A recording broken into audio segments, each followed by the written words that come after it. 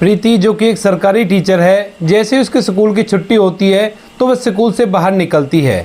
School के बाहर एक पानीपुरी वाला पानीपुरी का ठेला लगा रहा था और उससे कुछ बच्चे पैसे देकर पानीपुरी खा रहे थे। तभी प्रीति की नज़र उस पानीपुरी वाले पर पड़ती है तो वह उसके पास जाती है और उससे कुछ बातें करने लगती है। थोड़ी देर बातें करने के बाद वह उससे कहने लगती है कि हम लोग शादी कर लेते हैं।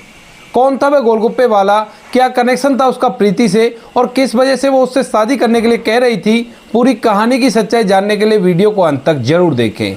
बिहार के अंदर एक कॉलेज होता है, उस कॉलेज के अंदर एक लड़का पढ़ा करता है जिसका नाम है मनोज। मनोज जो कि मिडिल क्लास फैमिली से बिलोंग किया करता है। उसके पिता खेतीबाड़ी किया करते हैं कुछ पुश्तैनी ज़मीन पर और उसी से उनके घर का गुजर बसर हुआ करता है। मनोज अपने परिवार की इकलौती संतान है और कोई भाई बहन उसका नहीं है। मनोज जिस कॉलेज में पढ़ा करता है उसी की क्लास में एक लड़की पढ़ा करती है जिसका नाम है प्रीति। अब प्रीति कहीं ना कहीं मन ही मन मनोज से प्यार किया करती थी और प्रीति बार बार मनोज की तरफ घूर घूर कर देखा करती थी। यह बात मनोज भी नोटिस कर लेता है, लेकिन वह उससे कुछ कह नहीं पाता है। इधर प्रीति भी उससे कुछ कह नहीं पाती है। अब तभी एक दिन अचानक से कॉलेज के कॉरिडोर में मनोज और प्रीति दोनों एक दूसरे के आमने सामने आ जाते हैं और दोनों एक दूसरे की तरफ घूर घूर कर देख रहे थे। तभी मनोज हिम्मत करता है और हिम्मत करने के बाद उससे कहने लगता है कि आप मेरी तरफ घूर घूर कर क्यों देखा करती हो। इस बात को सुनकर जो प्रीति है वो हंसने लगती है और वहां से चहकती हुई चली जाती है। अब जब मनोज देखता है कि प्रीति हंसते हुए वहां से चली गई है शर्मा कर, तो वह समझ जाता है कि कहीं ना कहीं इसके दिल में थोड़ा बहुत मेरे लिए कुछ है, तो इसी वजह से ऐसा किया करती है। उसके बाद मनोज मौका देखता है और एक दिन प्रीति उसे कैंटीन के अंदर बैठी हुई मिल जाती है। मनोज कॉलेज की कैंटीन में जाता है और वहां जाकर प्रीति से बात करने लगता है और बातों ही बातों में अपने प्यार का इजहार भी प्रीति से कर देता है। अब जब प्रीति से मनोज ने अपने प्यार का इजहार किया था तो इधर प्रीति भी अपने प्यार का इजहार कर देती है और दोनों एक दूसरे से प्यार करने लगते हैं। दोनों में प्यार हो गया था और प्यार होने के बाद दोनों एक दूसरे के साथ घंटों बिताया करते और एक दूसरे का फ़ोन नंबर भी एक्सचेंज कर लेते हैं। इसके बाद उनकी घंटों तक बातें हुआ करती और बातों ही बातों में एक दिन मनोज प्रीति से कहने लगता है कि प्रीति, हम दोनों एक दूसरे से प्यार करते हैं तो क्यों ना हम दोनों एक दूसरे से शादी कर लें। इस बात को सुनकर प्रीति कहने लगती है कि चाहती तो मैं भी यही हूं कि मैं और तुम दोनों एक दूसरे से शादी कर लें, लेकिन अभी नहीं। जब हमारी कॉलेज की पढ़ाई कंप्लीट हो जाएगी तो उसके बाद हम अपने घर वालों से बात करेंगे और घर वालों की रजामंदी से शादी कर लेंगे। इस बात को सुनकर मनोज भी इस बात के लिए एग्री करता है और धीरे धीरे वो दोनों कॉलेज के अंदर अपनी पढ़ाई करने लगते हैं।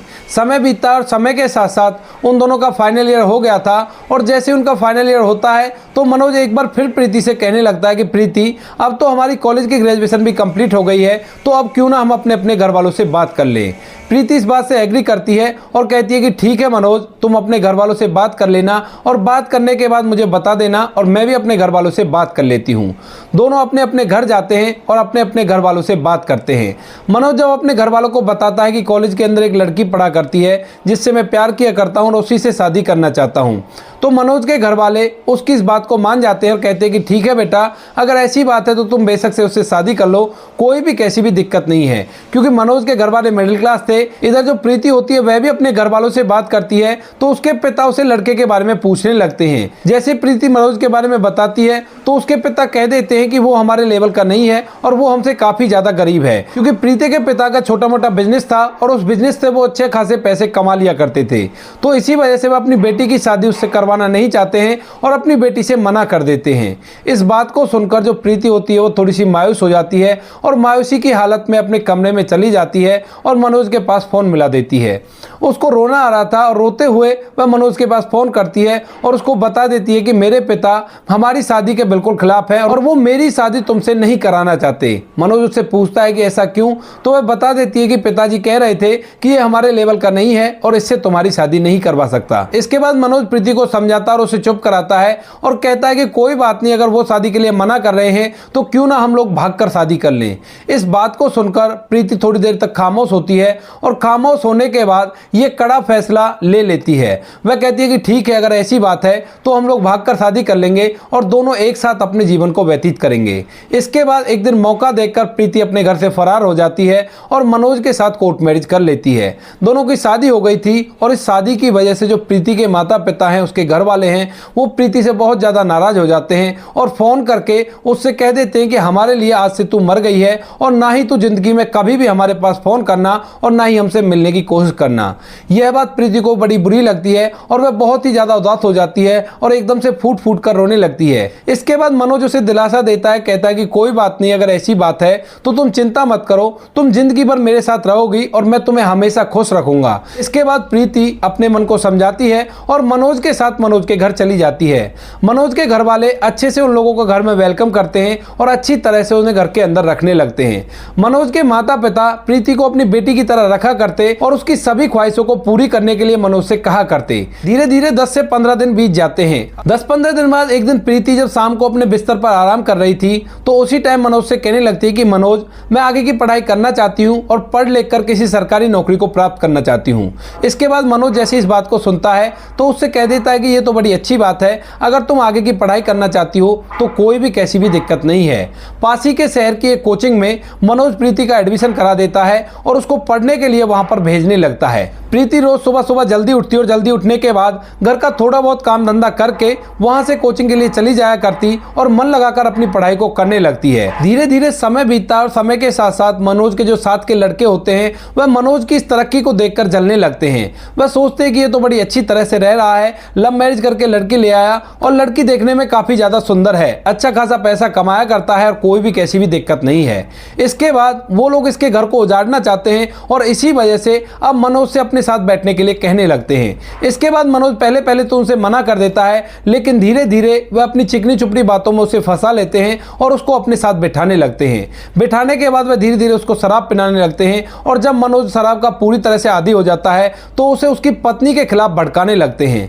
कहते हैं कि यार, आज तो मैं शहर में गया था और वहां पर तुम्हारी पत्नी उसी कोचिंग इंस्टीट्यूट के एक टीचर के साथ घूम रही थी और मुझे लगता है कि तुम्हारी पत्नी का उसके साथ अवैध प्रेम प्रसंग है। इस बात को सुनकर मनोज के दिमाग में ये बात घर कर जाती है और धीरे धीरे करके मनोज प्रीति से लड़ाई करने लगता है। अब मनोज और प्रीति के बीच में कहासुनी होने लगी थी, लेकिन अभी तक मनोज ने प्रीति को यह नहीं बताया था कि वो किस वजह से प्रीति से लड़ाई कर रहा है। प्रीति बार बार उससे पूछा करती है लेकिन वो नहीं बताता है। अब अक्सर जब शाम को मनोज घर आया करता तो वह शराब के नशे में धुत रहा करता और रोज शाम को प्रीति से लड़ाई करने लगता है। एक दिन प्रीति से नहीं रहा जाता है और वो जोर से चिल्लाकर उससे पूछने लगती है कि मैंने ऐसी क्या गलती कर दी जो तुम मुझसे इस तरह से लड़ाई कर रहे हो। उसके बाद मनोज शराब के नशे में उसे बता देता है कि तुम जिस कोचिंग में जाती हो वहां के टीचर के साथ तुम्हारे अवैध प्रेम प्रसंग है और मैं अब तुम्हारे साथ नहीं रहना चाहता। यह बात प्रीति को बहुत बुरी लग जाती है और इसी वजह से प्रीति उसी दिन उस घर को छोड़ने का फैसला कर लेती है और अपनी आंखों में आंसू लेकर सारा सामान पैक करती है और वहां से जाने लगती है। मनोज के माता पिता प्रीति को रोकने की कोशिश करते हैं लेकिन वो मना कर देती है। कहती है कि माँ बाबूजी, अब इन्होंने मेरे कैरेक्टर पर उंगली उठाई है तो मैं इस घर में एक सेकंड भी नहीं रुक सकती, क्योंकि जब मैं ऐसी हुई नहीं तो ये मुझसे ऐसी क्यों कह सकते हैं। लेकिन जो मनोज होता है वो जरा भी प्रीति को रोकने की कोशिश नहीं करता है और प्रीति उस घर से एक शाम निकल जाती है। अब घर से निकल गई थी लेकिन उसका कोई भी ठिकाना नहीं था, तो इसी वजह से वह अपने मायके में अपने माता पिता के पास पहुंच जाती है। अब जब माता पिता देखते हैं कि दोबारा से हमारे घर के दरवाजे पर आ गई है तो वह लोग भी उसे धमकाकर वहां से भगा देते हैं और प्रीति एक बार फिर से फूट फूट कर रोने लगती है।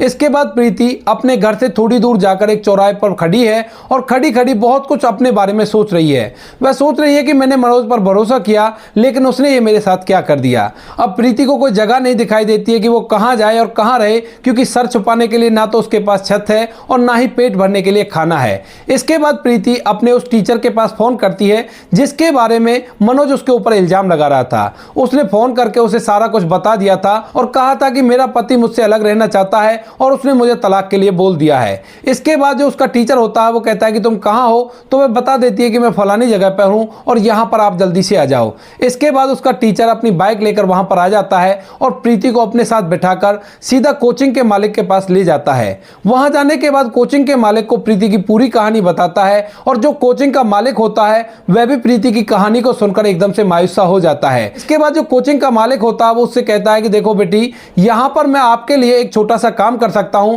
जिससे आपकी जिंदगी अच्छी तरह से व्यतीत होने लगेगी। तो प्रीति पूछती है कि बताइए सर, आप मेरे लिए क्या कर सकते हो। तो वह कहता है कि देखो बेटी, तुम पढ़ी लिखी हो तो तुम्हारे लिए मैं इतना कर सकता हूं कि मेरी कोचिंग में तुम बच्चों को पढ़ा लिया करना और तुम्हारे रहने के लिए कमरे का जुगाड़ मैं करवा दूंगा। जो तुम्हें सैलरी मिला करेगी उससे अपना खाने पीने का काम चला लेना और अपनी पढ़ाई लिखाई को भी आगे करते रहना और तुमसे कोई भी फीस इस कोचिंग कोचिंग सेंटर के अंदर नहीं ली जाएगी।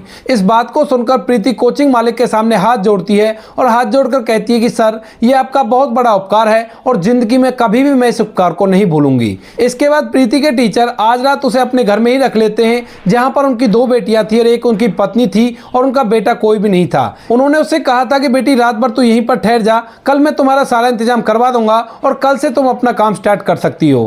प्रीति वहीं पर उनके घर में रात में रुक जाती है और दूसरे दिन सुबह सुबह वह अपने काम को बड़ी ईमानदारी और निष्ठा से करने लगती है और वहीं पर रहकर अपना समय व्यतीत करने लगती है। साथ ही में वह सरकारी नौकरी की तैयारी भी कर रही थी और इसी तरह से कुछ दिन और बीत जाते हैं। अब यह बात जैसे मनोज के दोस्तों को पता चलती है कि उसकी पत्नी वहां पर रहा करती है और वहीं पर कोचिंग दिया करती है, तो वह लोग मनोज को और भी ज्यादा भड़काने लगते हैं और कहते हैं कि तेरी पत्नी तो अभी उसी शहर में रहा करती है। इस बात को सुनकर मनोज और भी ज्यादा भड़क जाता है और अपनी तरफ से तलाक के पेपर तैयार करवाता है और प्रीति के पास भिजवा देता है। अब प्रीति जैसे उन तलाक के पेपरों को देखती है तो दोबारा से उसे वो सारी बातें याद आ जाती है जब वो और मनोज कॉलेज में रहा करते थे और एक दूसरे के साथ प्यार भरी बातें किया करते थे। उसके बाद जब उसकी शादी होकर आई थी और वह मनोज के साथ अपने शादीशुदा जीवन की शुरुआत कर रही थी, वो बातें भी उसको याद आती हैं। उसकी आंखों से आंसू टपकने लगते हैं और टपकते हुए आंसू से ही वो उन कागजों पर साइन कर देती है और उन पेपरों को दोबारा से मनोज के पास भेज देती है। इसके बाद मनोज का और प्रीति का तलाक हो गया था। अब जब से प्रीति यहाँ से गई है उसके बाद से मनोज सुबह सुबह से शराब पीने लगता है और शाम तक शराब के नशे में धुत रहा करता है। अब जैसे ही मनोज के माता पिता देखते हैं कि हमारे बेटे ने अपना बसा बसाया घर उजाड़ लिया है, तो इस बात से उन्हें बड़ा ही दुख होता है और इसी दुख के कारण वो दोनों बीमार रहने लगते हैं। बेटा ना तो उनकी केयर करता है और ना ही उन्हें डॉक्टर साहब के पास दिखाने के लिए जाता है और इसी वजह से दोनों में से उसकी मां का देहांत हो जाता है और पिताजी अभी बीमार हालत में खाट में पड़े हुए थे। वह बार बार अपने बेटे को समझाने की कोशिश करते हैं और कहते हैं कि बेटा तू बहू को वापस ले आ, वरना तेरी जिंदगी बद से बदतर हो जाएगी और तुम्हारे पास कुछ भी नहीं बचेगा। लेकिन मनोज उनकी एक नहीं सुनता है और इसी तरह के व्यसनों में लगा रहता है। अब कुछ दिनों बाद उसके पिता भी संसार को छोड़कर चले जाते हैं और उसके बाद अब मनोज अकेला उस घर के अंदर रह गया था और अब मनोज ने शराब पीने का अड्डा अपने घर को ही बना लिया था। अपने दोस्तों से कह दिया करता कि यहीं पे आ जाना और यहीं पर शराब पिएंगे। लगभग इसी तरह से मनोज को 4 साल बीत जाते हैं और 4 साल के अंदर मनोज ने अपने सारी जमीन जायदाद बेच दी थी, यहां तक कि उसने इस घर को भी गिरवी रख दिया था शराब के चक्कर में। अब एक दिन मनोज अपने घर शराब लेकर आता है और अपने दोस्तों को शराब पीने के लिए वहां पर बुला लेता है, लेकिन तभी वो सोचता है कि कुछ सब्जियां ले आता हूं जिसकी सलाद बना लूंगा और शराब के साथ उनको भी खा लेंगे। ऐसा सोचकर वो अपने घर से चला जाता है और उसके दोस्त पीछे से आकर उसके घर में बैठकर शराब पीने लगते हैं। जैसे ही मनोज अपने घर के अंदर घुसता है तो उसे कुछ ऐसी बातें सुनाई देती हैं जिन बातों को सुनने के बाद मनोज को अपने आप पे बहुत ज्यादा गुस्सा आता है। दरअसल उसके दोस्त उन बातों को कर रहे थे कि इसका पूरा घर परिवार हमने बर्बाद कर दिया और ये देख कितना पागल है, ये अब भी हमें अपना ही दोस्त समझ रहा है। इसके बाद मनोज जैसे इन बातों को सुनता है तो वहीं दरवाजे के बाहर बैठकर फूट फूट कर रोने लगता है और यह रोने की आवाज उसके उन दोस्तों को भी सुन जाती है जो अंदर बैठकर ये बातें कर रहे थे। इस बात को देखकर मनोज के वो दोस्त वहां से दबे पैर निकल जाते हैं और मनोज को ऐसा ही छोड़कर वहां से चले गए थे। मनोज फूट फूट कर रोता रहता है और रोते रोते एक वो गलत फैसला अपने दिमाग के अंदर ले आता है। वो सोचता है कि मैंने अपनी पत्नी के साथ बहुत बुरा किया है तो मुझे इस दुनिया में रहने का कोई अधिकार नहीं है और मैं इस दुनिया को छोड़कर चला जाऊंगा। इस बात को सोचकर वह अपने आप को इस दुनिया से विदा करने की कोशिश करता है, लेकिन फिर उसकी हिम्मत नहीं हो पाती ये सब कुछ करने के लिए और वह एक बार फिर से फूट फूट कर रोने लगता है। वह दोबारा से अपने आप को संभालने की कोशिश करता है और मजदूरी करने के लिए जाने लगता है, लेकिन वहां पर जाने के बाद उसे पता चलता है कि उसका शरीर शराब पीने की वजह से बहुत ज्यादा कमजोर हो गया है और कोई भी मेहनत का काम उससे नहीं हो पाएगा। इसी वजह से मनोज अपने बचे कुचे उस घर को भी बेच देता है जिस घर में वो रहा करता था और उसकी पत्नी के साथ उसकी यादें बसी हुई थी। मनोज ने अपना घर बेच दिया था और यह बात उसके एक रिश्तेदार को पता चल जाती है। उसके बाद वह रिश्तेदार मनोज के पास आता है और उससे बातें करता है। बातों बातों में उसे मनोज पूरी कहानी बता देता है। इसके बाद जब उसका वो रिश्तेदार इस बात को सुनता है तो उसे सलाह देता है और कहता है कि कोई बात नहीं मनोज, अगर ऐसा हो गया तो तू ऐसा कर, एक बार अपनी पत्नी के पास जाकर देख, शायद हो सकता है वो आज भी तुमसे प्यार करती हो और तुम्हारे लिए आज भी तैयार बैठी हो। लेकिन मनोज उनसे मना कर देता है और कहता है कि नहीं, मैं ऐसा नहीं कर सकता क्योंकि मैंने उसके साथ बहुत गलत किया है और अब मैं उसका सामना नहीं कर सकता। इसके बाद वो रिश्तेदार उससे कहता है कि चलो ठीक है, ऐसी बात है तो तू ऐसा कर, मेरे साथ चल और मैं तुम्हें वहां पर काम करना सिखाऊंगा और दोनों एक साथ रहकर काम करेंगे और काम करने के बाद तुम्हारा जीवन भी अच्छी तरह से व्यतीत होने लगेगा। इसके बाद मनोज का वो रिश्तेदार उसे अपने साथ उस शहर में ले जाता है जहां पर वो रहा करता था और वहां पर वो पानी पूरी का ठेला लगाया करता था। वह मनोज को अपने साथ रखता है और वहीं पर रहकर उसे काम सिखाने लगता है। धीरे धीरे करके 6 महीने बीतते हैं और 6 महीने के अंदर मनोज अच्छी तरह से पानी पूरी बनाना सीख गया था और टेस्टी पानी पूरी वो बनाया करता था। इसके बाद मनोज का रिश्तेदार उससे कहता है कि भाई अब तुम अच्छी तरह से काम करना सीख गए हो और मेहनत करके कमाओ, अच्छी तरह से जिंदगी व्यतीत हो जाएगी और दिन कब कब बीत गए तुम्हें पता भी नहीं चलेगा। मनोज उसके कहे अनुसार अपना एक पानी पूरी का ठेला बनवाता है और पानी पूरी बनाने का काम करने लगता है और उनको बेचने का काम करने लगता है। वह सुबह शाम में अपनी पानी पूरियों को तैयार किया करता और दिन के समय में उनको इधर उधर बेच दिया करता। अभी मनोज का नया नया काम था और उसे अपने लिए एक अच्छी सी जगह चुननी थी जहां पर वो अच्छे से पैसे कमा सके और सारी के सारी पानी पूरियों को बेच सके। इसी तरह से घूमते घूमते वह एक दिन सरकारी स्कूल के सामने आ जाता है। वहां पर वो खड़ा हो गया था और जैसे स्कूल की छुट्टी होती है तो स्कूल से ढेर सारे बच्चे निकलते हैं और उनमें से कुछ बच्चे मनोज के पास भी आ जाते हैं पानी पूरी खाने के लिए। जब बच्चे पानी पूरी खाकर वहां से चले गए थे तभी अचानक से वहां पर प्रीति आती है और प्रीति आने के बाद मनोज से कहने लगती है कि मनोज तुम यहाँ क्या कर रहे हो। अब जैसे ही मनोज अपना नाम किसी दूसरे के जवान से सुनता है तो वह उसकी तरफ देखने लगता है और वह अपने सामने जैसी प्रीति को देखता है तो एकदम से हैरान हो जाता है। इसके बाद प्रीति उससे पूछती है कि मनोज क्या हुआ, तुम्हारी ऐसी हालत कैसे हो गई, तुम्हारे पास तो ढेर सारी जमीन जायदाद थी, अच्छा खासा तुम पैसा कमाया करते थे, आखिर ऐसा क्या हुआ। तो उसके बाद जो मनोज होता है प्रीति को अपने बारे में पूरी कहानी बताता है और कहता है कि जो कुछ भी हुआ था वो मेरे दोस्तों की वजह से हुआ था और तुम्हारे जाने के बाद मैं कुछ ज्यादा ही शराब पीने लगा। शराब पीने की वजह से मैंने अपनी जमीन जायदाद को बेच दिया और तुमसे अलग होने की वजह से मेरे माता पिता इस गम में इस दुनिया को छोड़कर चले गए।